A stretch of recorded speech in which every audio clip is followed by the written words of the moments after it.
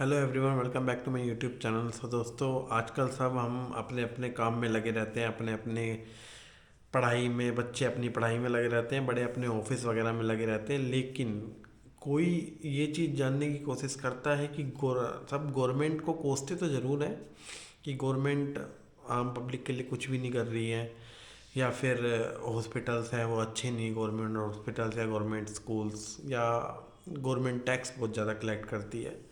लेकिन जो government schemes announce करती हैं, कितने लोगों को पता है कि क्या क्या स्कीम्स मार्केट में चल रही है जो उनके लिए बेनिफिशियल है, या जिसमें वो किसी भी तरीके का बेनिफिट उठा सकते हैं।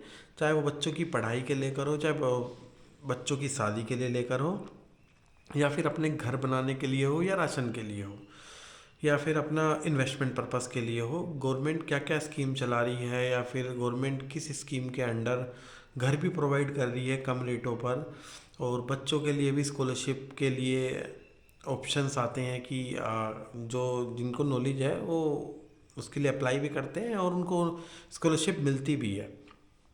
और लड़कियों के लिए क्या क्या स्कीम्स हैं, बच्चों के लिए, लड़कों के लिए क्या स्कीम्स हैं, बड़ों के लिए, छोटों के लिए, या फिर जॉब्स के अंदर क्या ऐसा निकाला है गवर्नमेंट ने, या फिर आजकल गरीबों को बीपीएल कार्ड में फ्री राशन मिलता है, उनको क्या क्या मिलना चाहिए, क्या क्या नहीं मिलना चाहिए। लोगों को इस चीज़ की कोई नॉलेज नहीं है। वैसे है, सबके लिए नहीं कहूँगा कि सबको नहीं है, लेकिन मैक्सिमम लोगों को नहीं पता। और जिनको पता, जो पता कर सकते हैं, जो ऑनलाइन आजकल सब चीज़ें आ जाती हैं, आप कहीं भी वीडियो देख सकते हैं, लेकिन लोग जानना ही नहीं चाहते कि मार्केट में आखिर चल क्या रहा है। अगर कोई एक समझदार व्यक्ति हो, अपने आसपास 50 लोगों को समझा सकता है, ज़्यादा वाइड लेवल पे नहीं कि एक आदमी 1 लाख लोगों को समझा रहा है। आप समझो कि अगर आपने 50 को समझा दिया, अगर आप समझ सकते हो और समझा सकते हो, तो आपके लिए वो बहुत बड़ी चीज़ है। ऐसे ही लोग करते रहेंगे तो सबको गवर्नमेंट क्या दे रही, क्या स्कीम्स दे रही, सब पता लग जाएगा। फॉर एग्ज़ाम्पल, एक सारी स्कीम्स के बारे में तो नहीं बता सकते, लेकिन इस वीडियो का बस एक ही पर्पस है कि लोग अपने आसपास जानने की कोशिश करें कि गवर्नमेंट किस किस सेक्टर में, और बच्चों के लिए, बड़ों के लिए, या प्राइवेट सेक्टर, जॉब सेक्टर के अंदर गवर्नमेंट क्या चीज़ दे रही है। इसका एक छोटा सा एग्जांपल है। एक तो गवर्नमेंट ने बेटी पढ़ाओ बेटी बचाओ आंदोलन में एक स्कीम के अंदर काफ़ी कुछ किया था। एक था सुकन्या समृद्धि स्कीम। उसके अंदर गवर्नमेंट ने क्या करा था कि 10 साल से कम उम्र की जो बच्चियां हैं, लड़कियां हैं, उनका आप सेविंग अकाउंट खुलवा सकते हो। उसके अंदर जो भी आप मंथली बेसिस पे जो भी डिपॉजिट करोगे, उस पर आपको 8% का इंटरेस्ट मिलेगा। 15 साल बाद जो अमाउंट आप उसमें जमा कराओगे, जो 8% मिलेगा वो तभी मिलेगा जब आप उसको 15 साल बाद मेच्योर करोगे। उसका मेच्योरिटी पीरियड है 8% इंटरेस्ट के लिए, हुआ 15 साल। और जो भी आपको उस वक्त अमाउंट मिलेगा वो टोटल टैक्स फ्री होगा। उसके ऊपर आपका किसी भी तरीके का टैक्स नहीं लगेगा, इवन ऑन इंटरेस्ट। जो आपका प्रिंसिपल अमाउंट है उस पर तो खैर वैसे भी नहीं लगता, लेकिन जो आपका इंटरेस्ट अमाउंट है उस पर भी नहीं लगेगा। एफडीज में भी आपने देखा होगा 7 साढ़े 7% है। जो बड़े बैंक्स हैं वो 7%, 6.5%, साढ़े, और सीनियर सिटीजन को 7.5% तक देते हैं, लेकिन उसके अंदर टैक्स लगता है। यहाँ पर क्या है, गवर्नमेंट ने जो स्कीम निकाली है बेटियों की पढ़ाई के लिए, ताकि आगे जाके उनकी शादी में और उनके फ्यूचर, इन फ्यूचर उनके एजुकेशन में कोई भी प्रॉब्लम ना आए, उसके लिए स्कीम निकाली थी। इसमें टैक्स बेनिफिट भी दिया था कि किसी भी तरीके का कोई इंटरेस्ट नहीं लगेगा। लेकिन मुझे नहीं लगता कि कितने बंदे में 10% या 20% से ज़्यादा इस चीज़ का फ़ायदा कोई उठा रहा होगा। और ये तो फ़ायदा उठाने वाली बात होगी जिनको पता है 100%, जैसे 100 लोगों को पता है, उनमें भी 10 या 20% उठा रहे होंगे, क्योंकि उनको भी 100% नॉलेज नहीं है। और बाकी के 80% जो है उनको तो पता भी नहीं होगा कि ऐसा भी कोई गवर्नमेंट ने स्कीम चला रखी है।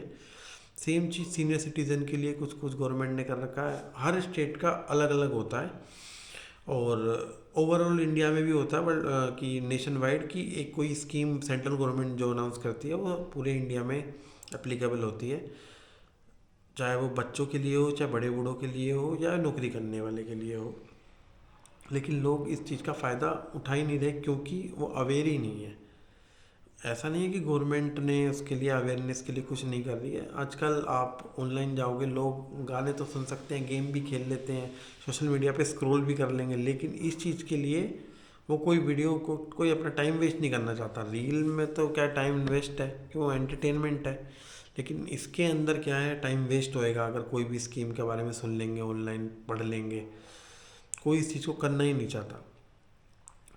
तो दोस्तों अपने लिए नहीं, हो सकता है कि आप उस कैटेगरी में फॉल नहीं कर पा रहे हो जो गवर्नमेंट कोई स्कीम के बारे में या फिर कुछ भी ऐसी चीज़ है जो उसका फ़ायदा उठा सकता है, लेकिन वो उस चीज़ के बारे में जानता नहीं है। तो आप उस चीज़ को पढ़ के समझ के अपने आसपास उन लोगों को बता सकते हैं जिनको उस चीज़ की बहुत ज़रूरत हो।